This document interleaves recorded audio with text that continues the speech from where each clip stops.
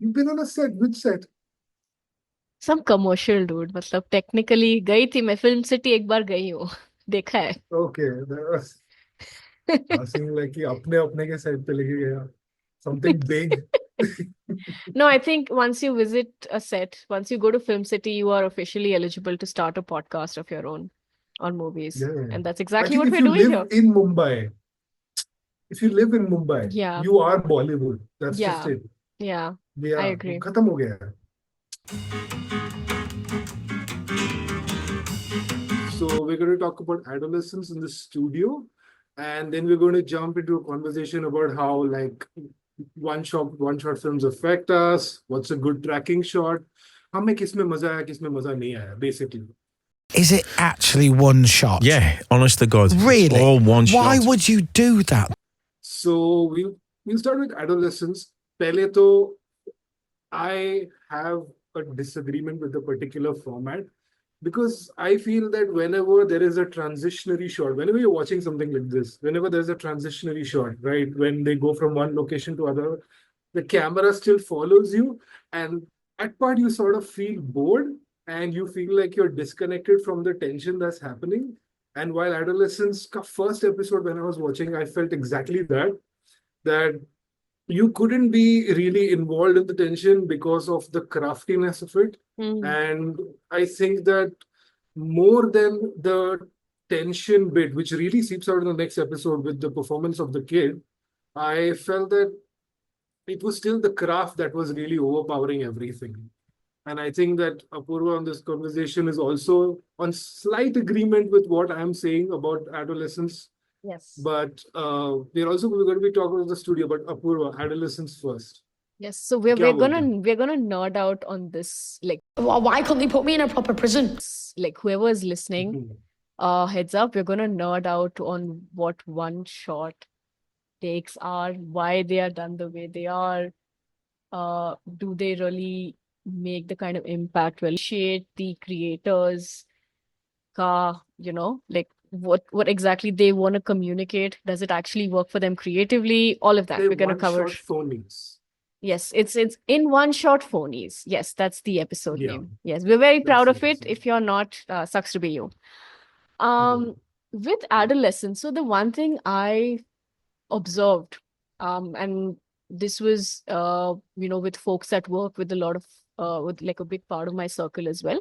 Whoever's spoken about adolescence has actually started by how they are amazed that the entire series and all the episodes were shot in precisely one take, right? Mhm. And up Mhm. until I think the last time technicality or anything that was nerdy about filmmaking as a process that came up in conversations like this, when you have uh 3 4 laymen, sorry, talking about just movies. That happened with Mhm. adolescence. Everyone was super fascinated and very impressed with how the show was shot and made. um and it's also the first time I realized, the first time in a very long time, is that marketing worked. And to like it's almost like a tie into what they show in the studio as well, and we'll talk about that in a bit too.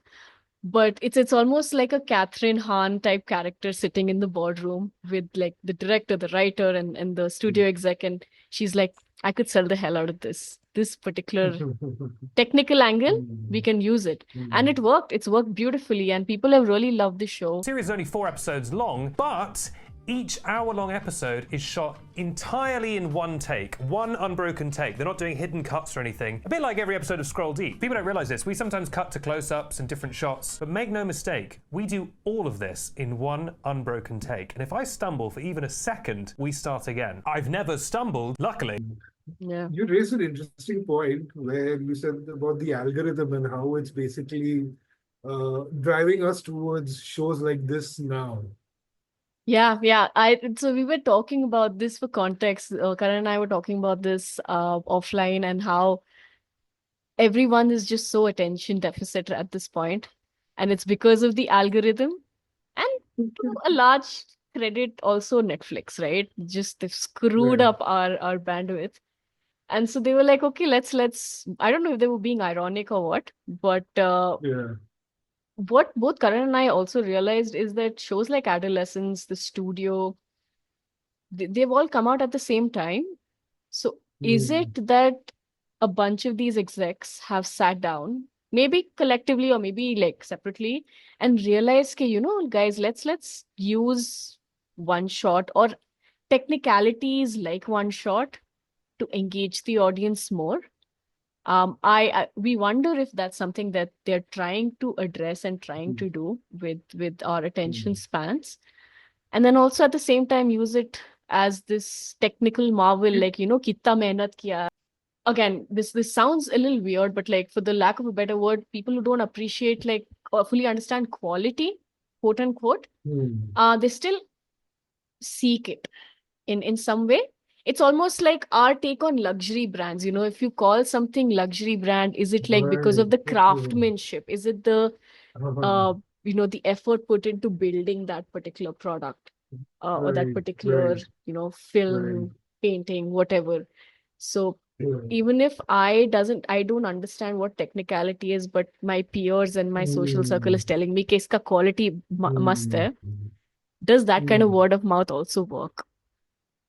That's very interesting because I never thought about it that way. Ki, okay, I tell someone I watch adolescents to, okay, that person thinks smart person, so the transaction is done in a way with the show. Yeah. Is Yeah, it is it yeah. for cerebral? Is it like pseudo cerebral, or is it genuinely something intellectually gripping that gets our I mean, we attention? both know that. Yeah, Hmm. dude, but like it took the shooting ऐसे angle से करेंगे, इतना thrill के साथ करेंगे, इतना pregnant pause रहेगा. They took it too seriously. Yeah. Yeah. But a place where it did work to some extent was the studio. But I had one issue with it. Like, okay, sure, you're doing a one-shot episode, but I feel that when you want to make me laugh, you really have to give me a relief point. Hmm. And I think that that comes when you're cutting, and that cut is also at a particular time, so it's a decision to make you laugh. Yeah. Whereas when you're watching the studio, you put in the scrum of things, and it's more like a haha oh shit rather than a haha.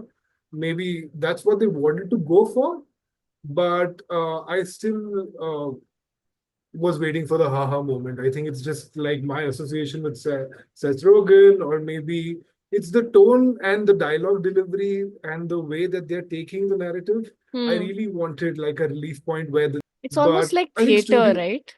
It's like yeah, theater where you end a scene and the curtains draw, you get a breather. That's exactly what you're yeah, talking about as well. And you yeah. relish that moment more because it's ended. Yeah. I've never hated Seth Rogen's character in anything he's been a part of. This is the one show I don't like him. His character, yeah, I don't like him at all. Yeah, I the think I think hypocrisy we just are we stands are out. those no, but I also realize we are those insufferable movie nerds as well. Like if we were in that spot, we Yeah, would want to impress I that one director we've been following for 20 years. We hate ourselves, guys. That's correct. And yes, we are yeah. pretentious. But this also brings us to that conversation that, okay, suppose this is a form where people are experimenting in right now. Maybe the algorithm is guiding, or maybe it's not. But where is, like, what are the films that do it right? Right? We start with Birdman, of course. You're Hmm. in, it's like, it is theater, so it has to feel like theater. So everything sort of just vibes. But we looked up a couple of films, and there's this film called Victoria. It is a German film, and it's released in 2015. It won the Best Director at Berlin. Mhm. It's in one shot. And while I was watching it, I remember the perspective that Apoorva gave me, which is that you were telling something about a POV, right? Mhm. While watching one of these movies. Can you expand on that? Yeah, absolutely. For me, a one-shot situation works very well when you have a perspective attached to it. So in Hmm. Victoria as well, if you watch the movie, you'll realize that the camera is always following Victoria. It's always behind her or right adjacent to her or a little ahead of Hmm. her always focused, Mm. having a close up of her face, or like in some way always in her vicinity. So you know the movie is from her perspective. Towards the Mm. end of the shot, like, I mean, just spoiler, but it's this last scene is when she's walking away and she's got a bag full of something. I was there with her until that moment. Mm. And it's basically a story Mm. of this one night in this girl's life who's moved from Spain to Yeah. Berlin, and the things that happen and the things that go down. So yeah. Yeah, yeah. But also an interesting tie into that when you don't have perspective of one character, say adolescence of the studio, that's Hmm. why you're probably removed from it because you have to constantly switch, even though it's one shot. Coming to other films that we watched in context to like having long shots, not necessarily just a one shot film, but longer takes, which and the while adolescence, Victoria, and all of these movies, they go for takes with tension. There's also this film called Stalker that we watched, which is by Tarkovsky, in which the takes have are supposed to make you reflect rather than tense. An intelligence, another kind of intelligence, that was trying to tell a story through where the director, the writer, and the cinematographer, where they were focusing your eyes. And it some can say it goes on for a very long time, Mm-hmm. but I can also say that if you I have reached that point where you watch the frame of 1 minute and you're bored. And then after a while, I think things just start coming to you. And sometimes, the shots go for 9, 10 minutes in Stalker. But slowly, what the person is trying to tell you, it just comes to you. And it's like a slow cooked meal in a way. And I think that Stalker is one example where there are no specific zones for this kind of filmmaking. And I thought that that really is the interesting part because it's not really about the one shot aspect of it. It's really about the film and what it's trying to say, and then the camera enveloping that meditative or tense aspect of it. So in Birdman, it works, but in Stalker, it's completely different. It's used So yeah, completely but differently. Yeah, I agree. I yeah, agree. And even in yeah, Stalker, there are a lot of moments where the camera's right behind a character's head. Like it's just following it's neck up, yeah, it's just following the movement of his head. yeah. Yeah. And you know what's the most interesting bit? It's that it's actually a sci-fi movie in a way. It's based on this novel called Roadside Picnic. And so the thing is the transitionary phases of like locations in Stalker. So there is like a scene where the character hops onto a train and the camera stays on the character and you're just traveling with the character on the train, right? Yeah. But it never leaves that character. So you're just sitting with this guy and you're looking at him. No, I totally agree. And it's I have not watched um a movie like The Stalker in a very long time. It's like I was almost starved and I needed to watch Mm. something like it. Guys, it's available on YouTube with subtitles, like free. Just it's free and it's a great movie. Anyone who comes and tells me कि उनको movie अच्छा नहीं लगा, मैं लप्पड़ मारूंगी एक. ठीक है? But no, to each their own. I'm just kidding. But it's one of नहीं नहीं those नहीं मार पड़ेगी. ऐसा क्या है? चलो मार पड़ेगी, करण ने बोल दिया तो पड़ेगी. No, but guys, in all seriousness, free में यार, and a lot of these kind of movies are just there on YouTube. There's no copyright issue also because they're kind of old, so they're not like stuck Mm. in legalities. Fucking watch it. Um, Mm. it expands your mind. Like so if you guys love Ex Machina, Annihilation, um what was the director's name who made all of these movies? नाम भूल गई Alex उसका. Garland. Garland. If you like Garland, he definitely has been inspired by The Stalker, by Solaris, by all of मैं तो all बोला of चोरी किया है, but okay. हाँ ठीक है, चोरी Inspired किया. me. We अभी let's decide के चोरी किया है.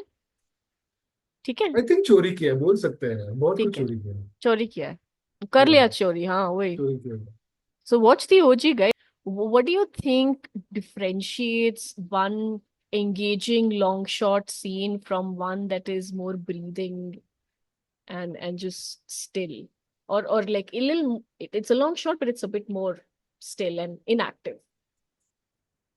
I think the purpose, there's nothing more than the purpose that that particular shot serves in the story at that point. It should really correlate to all the other elements that are going to come from. So, like in Stalker, I said the train scene, it serves a purpose. It's like you ruminate, you calm down. This is the journey. You're going to go in it. And even when you reach like the room, the shots that are taken in inside that, the production design, every single element of the story, including the camera, complements the narrative. Yeah. So it's, I think in projects, one of the things will stand out because they're like, okay, marketing is like, let's just bank on this thing because this is what is selling right now. But otherwise, if you want a well-balanced thing, I think like something like Stalker, or I think, people find these kind of movies slow also because it's also about like training how you look at things. I think that I also stumbled across this movie when I was very young and I did not understand most of the philosophies that this movie was trying to say. So my first reaction was, what the hell is happening? Right? But I think that it's also a great, like these kind of movies, especially if you guys end up watching Stalker, it's a great way to really let absorb a frame and to look at frames as frames and not just like this big movie and things are happening and really let people communicate to you in a different way. Because when you're just looking at one thing, you suddenly look at the color of one particular tile. You look at, say, something moving on the corner of the frame. You tend to look at other things, and then suddenly something builds inside you, and you really get to communicate with someone. So I feel that it's just about a state of openness. Yeah. I think slow, fast. I've gone. I was watching this film called Jonaki in the Mumbai Film Festival, and the director used long shots, a lot of long shots. And उसको पूछा कि यार तुमने इतना slow picture क्यों बनाया तुमने? So he's like, actually, I don't find this slow. I feel that I have given you a lot of information in the frame that you need to train your eye and find out, and then it gets richer for you. Because I find Fast and the Furious very slow because there's not a lot of information that's actually given. I didn't get it then. But I think when I watch more and more movies like this, like Taste of Cherry, I think I really get closer to what he's saying. I'm not there, but yeah. The training of your eye is very important, and it's about how you consume art, right? Like if you, it's almost like it is an art. It's almost a hobby to observe. It for a lot of people, one of their best pastimes in life is to observe. So they would definitely enjoy watching a movie like The Stalker. Song happens and then you slip back into the movie. Are you saying we've lost the patience for that? I don't think it's about patience. It's about most people don't know. See, many of those great films, most people have not seen or seen in bits and pieces. Right. But I have grown up on those movies. Yeah. So for me, it's quite surprisingly, Seth Rogen has said that the studio, they wanted to do a riff on this film called The Player. It stars Tim Robbins. It's directed by Robert Altman. And that also is like a very chaotic studio exec movie. And I wouldn't want to spoil it for you guys because I think it's available online. It released in 92 and it's about like a studio exec falling in trouble with a writer. And it's still like very grounded, very rooted, and sometimes very real because the director Altman, he like goes for a very stark comedic type, and it's a very dry comedy, not chaotic in the studio sense of the thing, studio sense of the way. But it probably aligns more towards BoJack and more towards another movie. It's called Barton Fink. Have you watched Barton Fink? No, never heard of it. Yeah, Barton Fink has John Turturro, that guy. Oh, He's the lead. Yeah, nice. it's a Coen Brothers movie. It won like multiple awards at Cannes, and it's about a writer who moves to LA to write one script because he's this typical New York nose up in the air kind of a writer, and he's like, मैं Hollywood picture कर रहा हूँ तो थोड़ा downgrade हो गया उसको. So he goes to LA and it's like this nightmarish LA story in a way, but it's also funny. So yeah, that's a cool Hollywood film. Another one. Nice. Say the name again. Yeah. It's called Barton Fink. Barton Fink. Okay, gonna check it Yeah. out. And yes, that's Yeah. our official recommendation for this episode. Yes, to watch Barton Fink. Yeah. Of course, the other movies that Yeah. we've mentioned as well, but I think this one, it's standing out to This me, so I'm one's gonna check it out for sure. Yeah, definitely check out Barton Fink. And I think there are a bunch of films in the 90s that the Coen brothers did. Apart from the popular ones, of course, Barton Fink is the lesser known one. But there's also the Hudsucker Proxy with Tim Robbins again. Mm-hmm. And that's like more of a Wall Street kind of a sort of satire, which is Gotcha. fun. It's fun. Gotcha. Yeah. I have another question. Right. Again, I've never been on a set. I don't know what that's like. Have I been on a set Are you before? bored? That's so Yes, you have. cute, eh? Have I been on a set before? I think once Can in you college, forget? maybe. It's on me. So, guys, you've made it towards the end. I don't know how y'all did it, but good job, the 5 of you watching. But yeah, I think for me this was a great chat. I had some thoughts on this one shot thing, and I'm glad we were able to like come up with so many thoughts and then like points around it. Not that it's like a debate or like a round table discussion, but मस्त था. मेरे को अच्छा लगा. मेरे को UN बहुत अच्छा concluding लगा. speech कहाँ से कि आपसे बात करके बहुत अच्छा लगा.